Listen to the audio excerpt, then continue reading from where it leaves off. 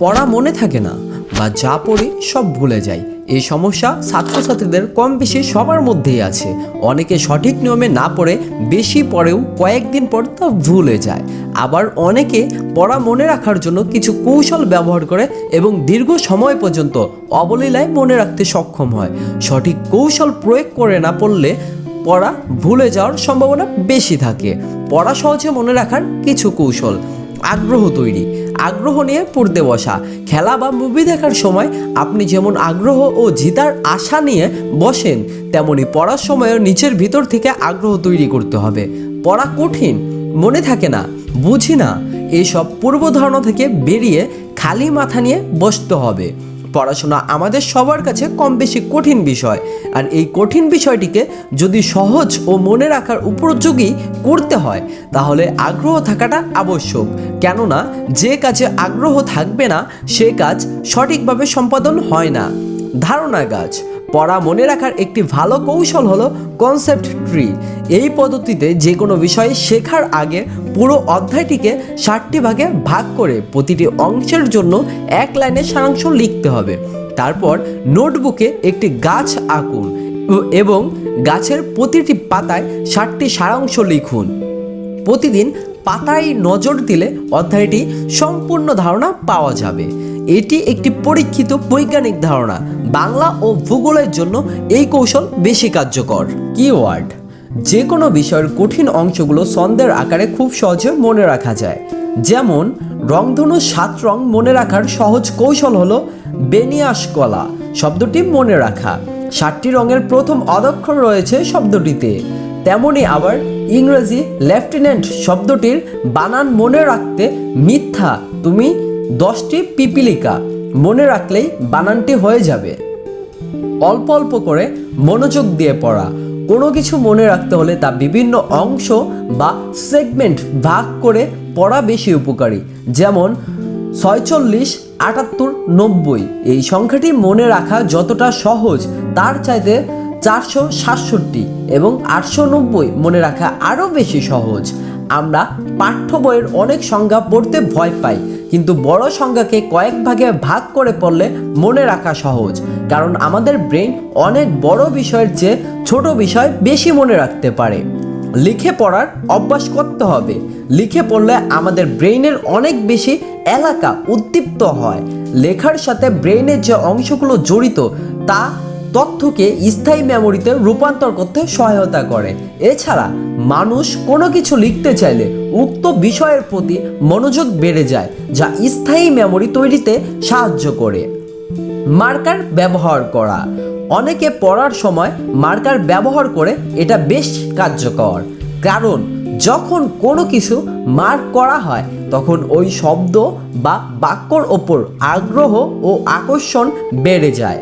পাশাপাশি এর ওপর ব্রেইনের ভিজুয়াল এফেক্ট বেড়ে যায়, ফলে মনে রাখতে সুবিধা হয়। সন্ধ্যার পর পড়াশোনা করা।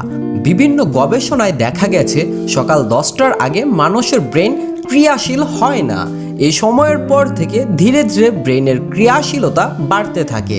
বিশেষ করে বিকালের পরে ব্রেইনের ক্রিয়াশীলতা বাড়ে।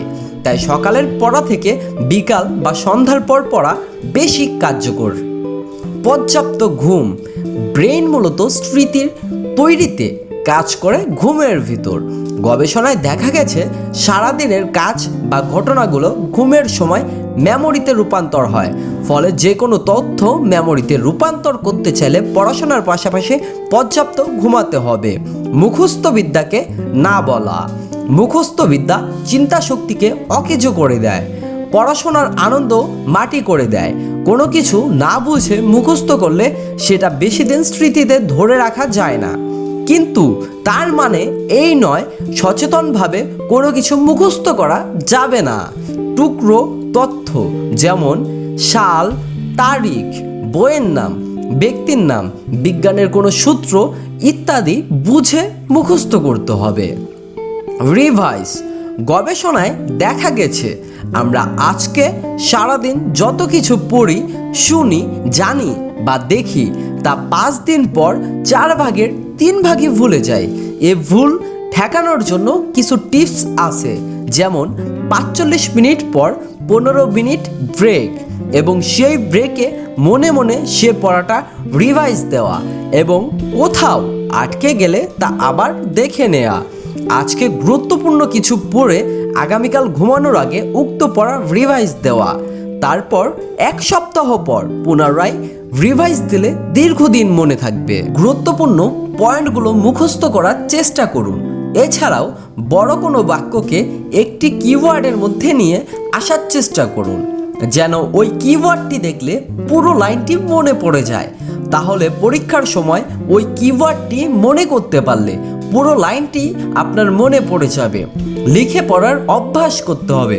লিখে পড়লে আমাদের ব্রেইনের অনেক বেশি এলাকা উদ্দীপ্ত হয়।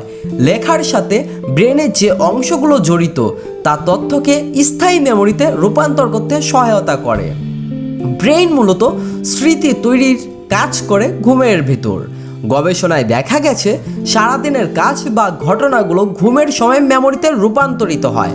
ফলে যে কোনো তথ্য মেমোরিতে রূপান্তরিত করতে চাইলে পড়াশোনার পাশাপাশি পর্যাপ্ত ঘুমাতে হবে। নিয়মিত অনুশীলন করুন। আজ যেটি পড়লেন সেটি পড়ার 30 মিনিট পর একবার, একদিন পর একবার, 1 সপ্তাহ পর একবার, 1 মাস পর আরেকবার, এভাবে রিপিট করতে থাকুন। বারবার একই বিষয় পড়ার ফলে ব্রেনের স্মৃতি তৈরির স্থানে গাঠনিক পরিবর্তন হয়, যা লং টার্ম মেমোরির তৈরিতে সাহায্য করে। ধন্যবাদ। তো প্রিয় দর্শক, একমাত্র আপনার সাহায্যই পারে আমাদের দেশীয় চ্যানেলটিকে পুরো বিশ্বের মাঝে তুলে ধরতে। আমাদের প্রতিটি ভিডিওর স্ক্রিপ্ট আপনাদের দৈনন্দিন জীবনের প্রয়োজনীয় বিষয় নিয়ে তৈরি করা হয়।